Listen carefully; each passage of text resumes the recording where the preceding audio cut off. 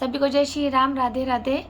मैं ईशा पुत्री अशोक कुमार अरोड़ा जी की आज मैं अपने पिता के लिए कुछ कविताएं की लाइनें आप लोगों के सामने अपने पिता को समर्पित करती हूँ, क्योंकि मैं अपने पिता को ये एहसास दिलाना चाहती थी कि आप बहुत अच्छे पति रहे हैं, बहुत अच्छे बेटे रहे हैं, अपने घर के लिए बहुत अच्छे भाई रहे हैं और हमारे लिए बहुत अच्छे सुपर पापा रहे हैं।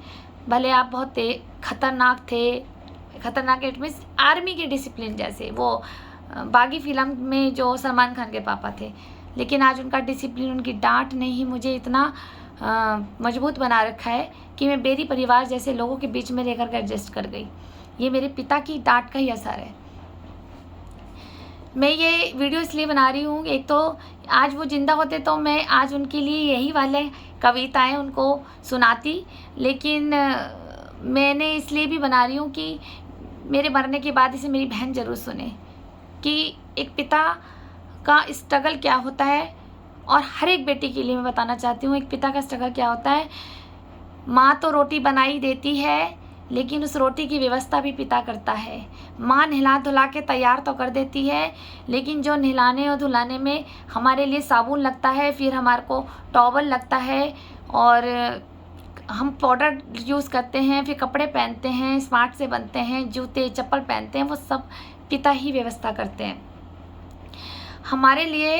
एक एक अंदर जो एक एक खून में जो भी हमारा कण है वो हमारे पिता के खून पसीने का है, उसी से हम बड़े हुए हैं। माँ ने तो अंदर हमें बैठ कर के रोटी खिलाई, लेकिन उस रोटी की व्यवस्था हमारे पिता ने करी, हम सबके पिता ने करी। धूप हो, सर्दी हो, गर्मी हो, कैसा भी हो, शरीर में बीमारी हो, फिर भी वो पिता मेहनत करता है। जैसे जैसे बच्चा बड़ा होता है फिर वो स्कूल डालते हैं, स्कूल की सारी किताबें, उसकी फैसिलिटीज़, स्कूल की सब जूते चप्पल लंच बॉक्स वगैरह सब पिता की जिम्मेदारी बन जाती है, उसकी व्यवस्था करना। माँ की तो जिम्मेदारी सिर्फ इतनी है कि भाई वो चाय नाश्ता बना के देगी बच्चे को, लेकिन उस चाय नाश्ता को व्यवस्थित करने वाला हमारा पिता होता है। अगर वो व्यवस्थित ना करे तो फिर माँ कैसे बनाएगी? जब माँ ही नहीं बनाएगी तो फिर हम कैसे खाएंगे? तो मेरे लिए बाकी औरों के लिए तो है नहीं, लेकिन मेरे लिए तो मैं ये कहती हूँ मैं कि पुरुष वाकई महान है जो इतनी मेहनत करके अपने बीवी बच्चों का पेट भरते हैं। हमारा क्या, हम तो घर में औरतें रहती हैं, मैं उनके लिए नहीं कह रही हूँ जो औरतें जॉब कर रही हैं, जो हम घर में रहती हैं, पति बाहर धूप में धक्के खा रहे हैं, मजदूरी कर रहे हैं, कोई दुकान पे सारा दिन बैठे हैं, कोई ऑफिस में बैठे हैं, बॉस की डांट खा रहे हैं हमारे चक्कर में। और लेकिन जो पत्नियाँ होती हैं वो घर में एसी चला के आराम से बैठी होती हैं और सीरियल देख रही होती हैं, गोपी बहू, और क्योंकि साहस भी कभी बहू थी, ये सब जमान पहले आते थे।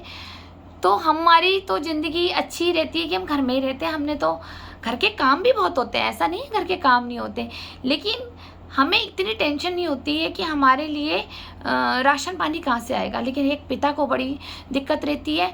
माँ सोचती है कि मेरे बच्चे ने खाना खाया नहीं खाया, पिता सोचता है कि मेरा बच्चा को, मैं मर जाऊँगा तो मेरे बच्चे को खाना कौन देगा। वो आगे उसका फ्यूचर सेव करके जाता है, इतना पिता सोचता है। जैसे हमारे पापा ने भी सोचा है। और ये वीडियो बनाने का मतलब मेरा ये नहीं है कि मेरे पिताजी ने हमें कभी हाथ नहीं फैलाने दिए, तो इसका मतलब है कि मैं अपने पापा की तारीफ़ ज़्यादा कर रही हूँ। नहीं, वो तो मेरी आत्मा में रोम रोम में है, लेकिन मैं उन बच्चों के लिए कहना चाहती हूँ। मेरी कुछ फ्रेंड्स वगैरह भी कहती हैं, कुछ लोग भी कहते होंगे हमारे पिता ने किया ही क्या है, हमारा दादा किराए पे था, मेरा बाप किराए पे था, मैं किराए पे हूँ, बनाया क्या है। तो मेरा कहने का मतलब ये है कि भाई पापा का होना ज़रूरी है, न कि प्रॉपर्टी का। पिता एक ऐसे होने चाहिए, क्योंकि पिता अगर समझदार है, घर का मुख्य समझदार है, तो माँ ये सोचती है कि मेरा बच्चा बड़े होके क्या बनेगा। लेकिन हमारे पिता सोचते हैं हमारा बच्चा बड़े होके यही बनना चाहिए, हमारा बच्चा बड़े होके IPS IG police engineer doctor ये बनना चाहिए। ये डिसीज़न भी हमारे पिता लेते हैं हमारे घर में, काफ़ी के घर में होगा ऐसा। मेरे पापा तो ये डिसीज़न लेते थे मेरी मार्कशीट देख करके, इसलिए उन्होंने मुझे साइंस से पढ़ाया। लेकिन ठीक है, मेरी जॉब मुझे नहीं करनी थी, लेकिन उन्होंने इसलिए नहीं कहा था कि मैं तुम्हें इसलिए पढ़ा रहा हूँ कि तुम नौकरी करो।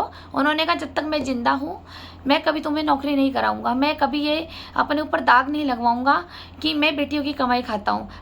अब मैं यहाँ से ये बताना चाहती हूँ, ये वीडियो क्यों बनी है, मैं हिमानी के लिए बोलना चाहती हूँ। हिमानी, एक बार बता, जब पापा मुझे ये बोल सकते हैं कि भाई मैं पढ़ा दूंगा तुम्हें, जितनी पीएचडी वीएचडी चाहे तुम पूरी लाइब्रेरी पढ़ लो स्कूल में, सब कुछ करा दूंगा, लेकिन अगर तुम नौकरी करोगे मेरे जीते जी तो मैं कभी ये बर्दाश्त नहीं करूँगा, क्योंकि मैं कभी नहीं सुनूंगा कि ये बेटी की कमाई खाता है। मेरे में अपना दम है, मेरे पास जितना है मैं उतने में ही अपने बच्चों को पालूंगा, अपना आप ही करूँगा। लेकिन इस बात से काफ़ी लोग नाराज़ भी हो रहे होंगे मेरी बात सुनकर, लेकिन हमारे पापा के ये विचार थे।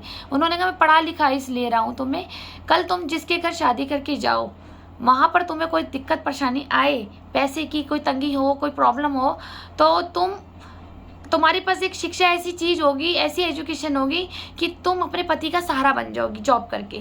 तब इसको जॉब करना, और तब इन सर्टिफिकेट की वैल्यू तब तुम्हें पता लगेगी कि पिता ने पढ़ाया, और आगे फ्यूचर में अगर ऐसी दिक्कत आई, जैसे हमारी बड़ी बुआ के साथ आई थी कि हमारे फूफा जी जल्दी एक्सपायर हो गए थे, तो बुआ हमारी कम पढ़ी लिखी थी, तो बड़ी स्ट्रगल हुआ, काफ़ी अच्छी पढ़ी होती तो उनको जॉब के लिए दिक्कत नहीं आती। तो इसी का एग्जाम्पल पापा हमें देते थे कि भाई पढ़ाई एजुकेशन है, ले लो, आज दे रहा हूँ, कल तुम्हारे साथ ऐसी दुर्घटनाएं कुछ ना हो जाए तो कम से कम तुम कुछ करके तो खा लोगी। अगर पढ़े लिखे नहीं होगी तो क्या करोगी, गलत काम करके खाओगी, दूसरों के बर्तन मांज के खाओगी, दूसरों के घर में झाड़ू पोछे लगा के खाओगी, यही तो करोगी। तो पापा के आज ये संस्कार मुझे याद है, और मैं आज हिमानी से कह रही हूँ, हिमानी जब सोच पापा मुझे पढ़ाई के लिए इतना कुछ बोल सकते थे, तो तू कहाँ है, मैं यही तो पूछना चाहती हूँ, फिर तू कहाँ है? अगर तू जॉब कर रही है तो तू समाज के सामने क्यों नहीं आ रही है? समाज के सामने आ जा।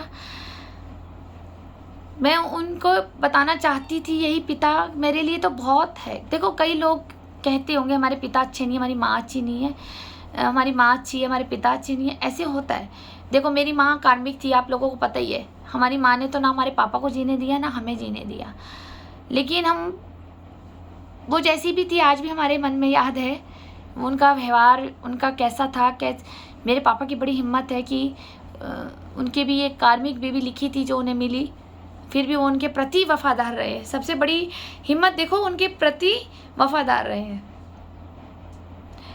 पिता बच्चों को हर एक फैसिलिटीज़ देने के लिए दूसरे के आगे गुलाम बन जाता है, दूसरे के बाहर जाके काम करते हैं, फैक्ट्रियों में काम करते हैं, किसी की शॉप के जा कर के वहाँ पे काम मांगते हैं, मजदूरी करते हैं, खून पसीना करते, तब अपने बच्चों की खुशियाँ बटोर के लाते हैं। हमारे साथ तो ऐसे ही होता था। हमारे पापा जब ब्रेड बेचते थे तो फिर वो जब पैसे लाते थे तब हमारे यहाँ खाना बनता था।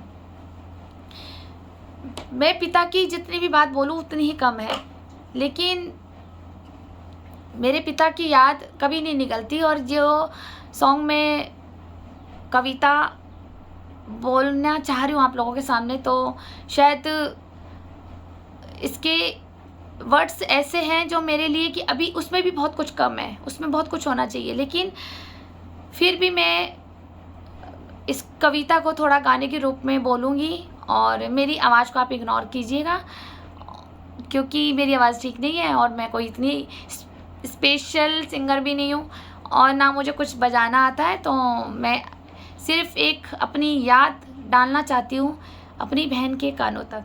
जिसे अच्छी लगे वो सुन सकते हैं, जिसे नहीं इंटरेस्टेड वो आगे शेयर कर सकते हैं, ताकि एक ना एक दिन मेरी बहन के मोबाइल पे चली जाए।